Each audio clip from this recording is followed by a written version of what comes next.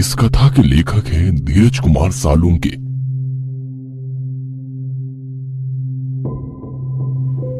रात के 2 बज रहे थे। एक 30-35 साल की औरत सुनसान रास्ते पर ऑटो का इंतजार कर रही थी। तभी उसी रास्ते पर एक ऑटो आ गया। जैसे ही उस औरत ने हवा में हाथ लहराया, वैसे ही ऑटो ड्राइवर ने ऑटो उसके पास जाकर रोक दी। कहाँ जाना है मैडम? ऑटो ड्राइवर ने उस औरत से पूछा। अवंती नगर। औरत ने उत्तर दिया। ऑटो ड्राइवर ने अपना मोबाइल निकाला और गूगल मैप पर अवंती नगर की तलाश की, क्योंकि वो शहर में नया ही आया था और वो पहले कभी अवंती नगर की ओर नहीं गया था। अवंती नगर वहां से 7 किलोमीटर की दूरी पर था। भाड़ा 300 रुपए होगा मैडम। ऑटो ड्राइवर ने औरत से पूछा। क्या 300 रुपए? भैया 300 बहुत ज्यादा है, 200 में छोड़ दो। उस औरत ने ऑटो ड्राइवर से कहा। ऑटो ड्राइवर ने उस औरत को सिर से पैर तक देखा और कुछ देर सोचकर वो बोला, बैठिए, छोड़ देता हूँ।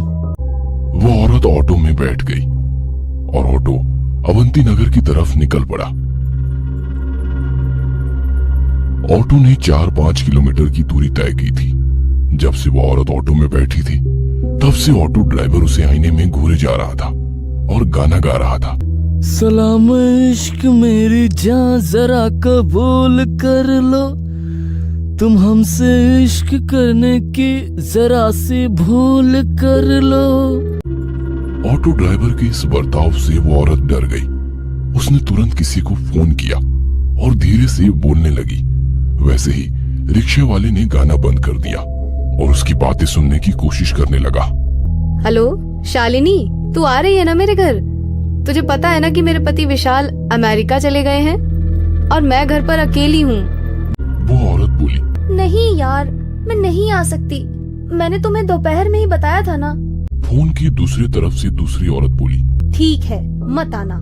ऐसा कहकर उस औरत ने गुस्से में फोन रख दिया। ऑटो ड्राइवर ने उस औरत की बात सुन ली थी। उसने सुन लिया था कि वो औरत आज रात अपने घर पर अकेली है और उसके सहेली ने भी उसके घर आने के लिए मना कर दिया है। ऑटो ड्राइवर अभी भी शीशे से उस औरत को घूर रहा था। इस वजह से वो औरत बहुत ज्यादा डर गई थी। तभी उस औरत ने एक बंगले के सामने ऑटो ड्राइवर को रुकने के लिए कहा। ऑटो ड्राइवर ने देखा कि उस घर पर सिल्वर लीफ लिखा हुआ था। वैसे वो घर नहीं, एक बड़ा सा आलीशान बंगला लग रहा था।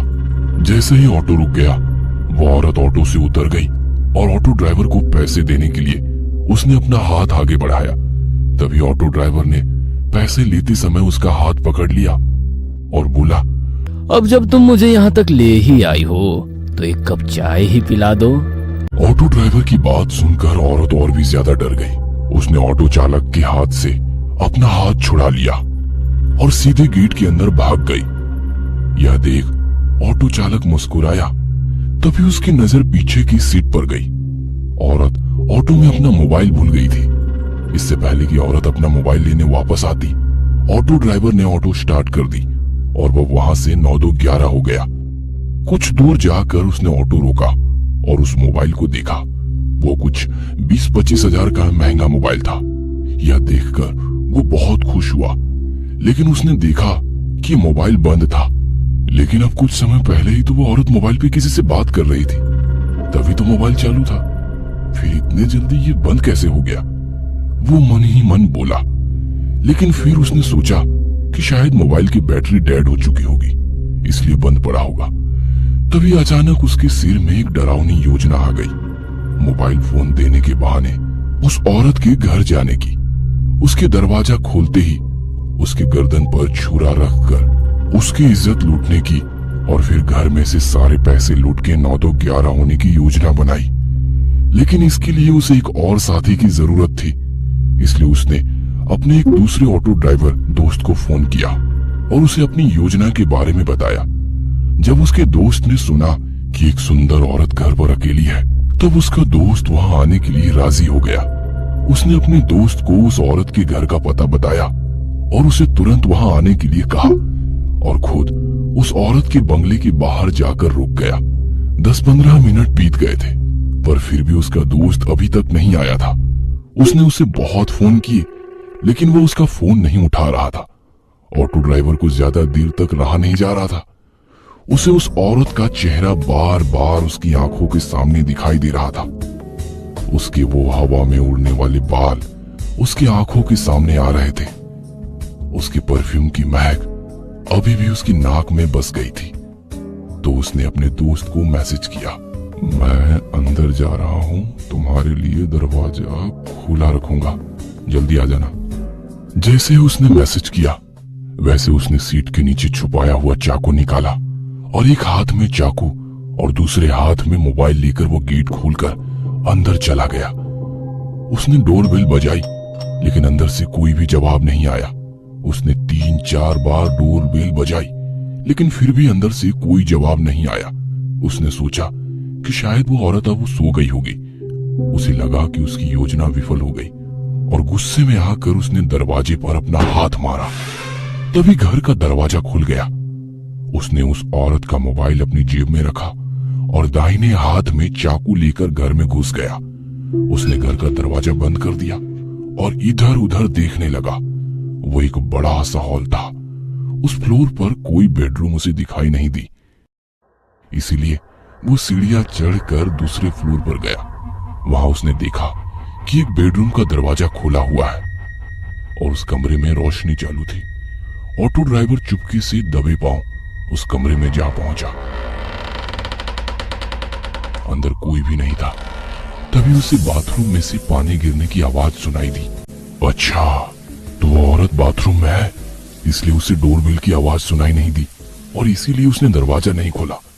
वो मन ही मन बोला और जल्दी से बाथरूम के दरवाजे के बाहर जाके खड़ा हो गया, क्योंकि उसने सोचा कि जब वो औरत बाथरूम से बाहर आएगी तो वो तुरंत उसके गले पर चाकू रख देगा और फिर बड़ी आसानी से उसकी इज्जत लूट लेगा। तभी अंदर से दरवाजे की कुंडी खुलने की आवाज आई। ऑटो ड्राइवर हाथ में चाकू पकड़कर सतर्क हो गया, क्योंकि वो औरत अब बाहर आने वाली थी। लेकिन 2 मिनट बीते, 4 मिनट बीती, पर वो औरत अभी तक बाथरूम से बाहर नहीं आई थी। आखिरकार ऑटो ड्राइवर ने बाथरूम के दरवाजे को अंदर धकेल दिया। जैसे ही उसने दरवाजा अंदर धकेला वैसे ही उसकी नाक में सड़े हुए मांस की बदबू घुस गई।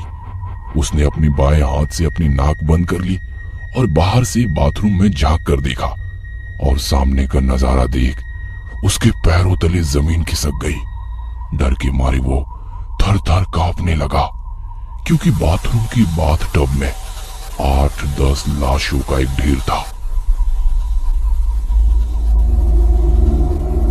वो डर के मारे पीछे हटने ही वाला था कि तभी उस औरत ने पीछे से आकर ऑटो ड्राइवर की कमर में लात मारी और वो बाथरूम में जा गिरा। ऑटो ड्राइवर बाथरूम में गिरते ही उस औरत ने झट से बाथरूम का दरवाजा बंद कर दिया।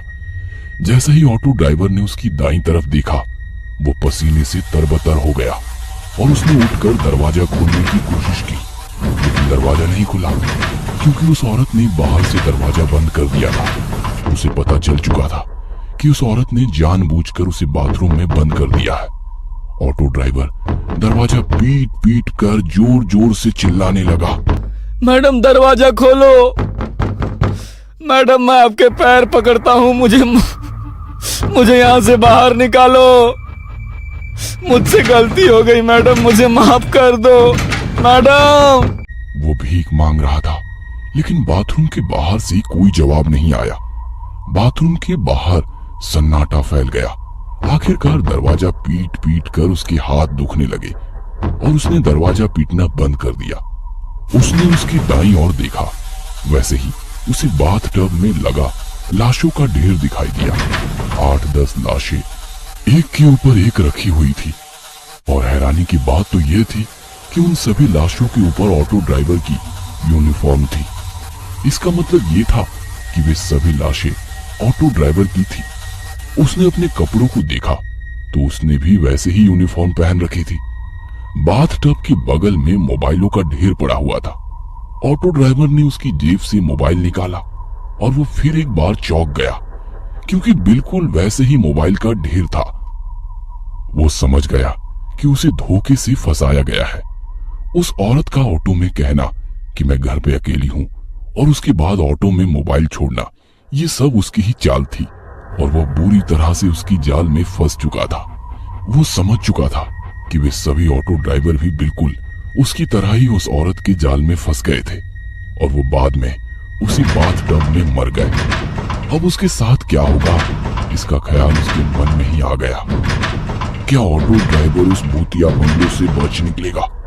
इन सभी सवालों के जवाब जानने के लिए इस कहानी का अगला पार्ट देखना मत भूलना।